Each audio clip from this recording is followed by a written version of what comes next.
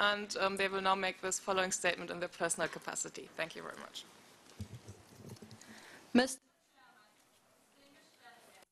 Fellow youth delegates, in 2007, two special events shaped the thoughts of young people in Germany and around the world.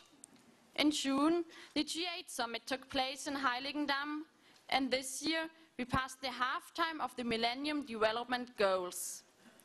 Under the guiding concept of growth and responsibility, the heads of the G8 summit discussed issues such as development in Africa, HIV/AIDS, and climate protection. All around Germany and around the world, especially we, the young people, gathered in alternative summits to raise our concerns. What do we mean when we talk about equality in the world? Are we unwilling to fulfill our promises to erase poverty? Are we unable to achieve a basic education for everyone?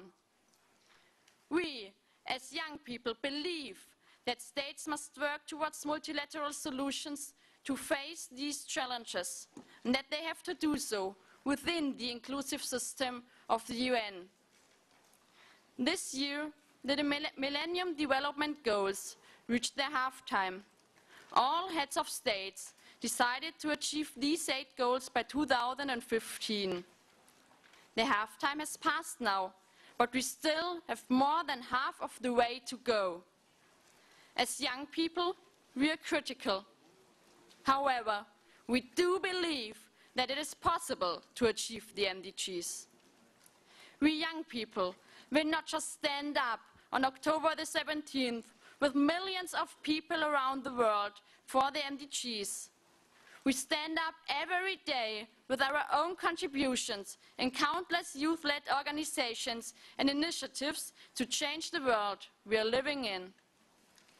Our way to come to New York as German youth delegates was long.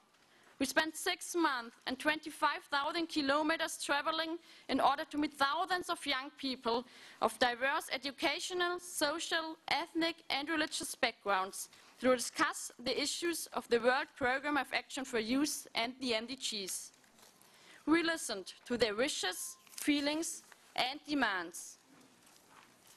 Mr. Chairman, on our tour through Germany, we met people who raised their voice because they cannot understand and do not want to accept the present situation.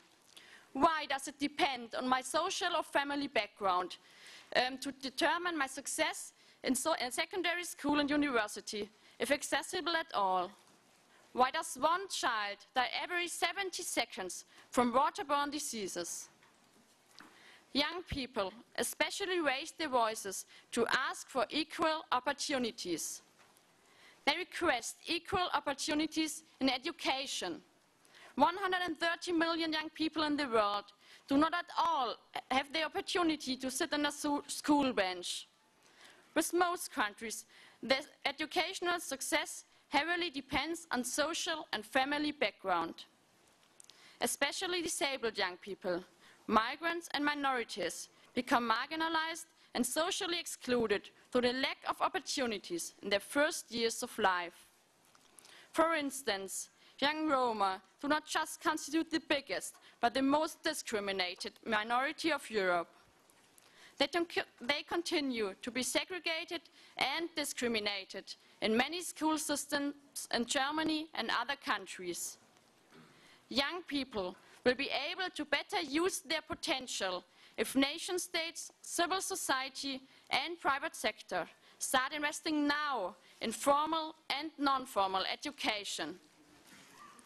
Young people request equal opportunities to develop their personality and capacity in a world without hunger and poverty. In Europe, almost 1 out of 5 children and youth up to 18 years live in relative poverty. Around the world, 250 million young people live on less than $1 per day. These young people have fewer opportunities to achieve quality education and to find decent work. They face great danger in remaining in the cycle of poverty. Mr. Chairman, Young people request equal opportunities to benefit from globalization. Mobility for education and employment has become essential for the capacity building of young people.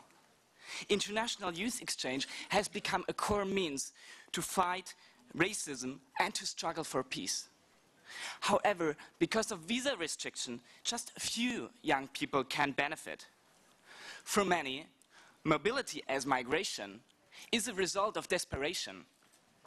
For the ones that do not die crossing our well-secured borders, we make sure that they face illegality or marginalization. Young people request equal opportunities and empowerment because they want to take responsibility. Young people are ready to shape their environment and to commit for equality. However, to fulfill their dreams, they need empowerment to develop their own abilities and capacity. The potential, the creativity, and the power of young people to contribute to society and economy is the biggest resource we have in this world. Youth-led organizations and young people are often one step ahead of politics. Exactly 100 years ago, while no politician was concerned about youth policy, young boy and girl scouts started the first and largest youth movement worldwide to empower young people and to contribute to society. Politics today has to create an environment which facilitates the development and the formal and non-formal education of young people. They should also include youth and youth-led organizations to generate this environment. Youth participation in politics shall not be an inflationarily used phrase, but reality. Around the world, the inclusion of youth delegates at the UN General Assembly shall serve as a role model for youth participation in local, regional, and national level.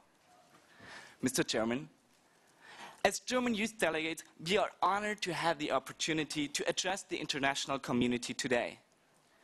We want to express concerns, wishes, and hopes of young people in this distinguished round. Concluding our statement, we are now specifying some of these concerns. We, the young people, request a strong and sincere commitment to achieve the Millennium Development Goals by 2015. As half-time has passed by, we call upon all member states to increase their efforts and contributions in order to keep their promises. We also urge the full and effective ratification and implementation of the UN Convention on the Rights of the Child. We, the young people, call upon all member states to provide equal opportunities to all young people to benefit from education, decent work, and globalization, and to erase hunger and poverty. We remind you that every dollar invested in education is much better and a much more sustainable contribution to national and international peace than any dollar of military spending. We, the young people, demand a strong commitment for the empowerment of young people through establishing adequate mechanisms that allow youth and youth-led organizations to participate effectively. This includes a strong commitment to the new UN Habitat Youth Fund, which focuses on youth-led micro-projects. We also encourage governments to support the formal education work of youth-led organizations. We, the young people, call upon you, honorable delegates, to adopt the supplement of the World Programme of Action for Youth as it addresses new challenges young people face today. We also urge you to adopt the proposed goals and targets as currently presented in the third committee.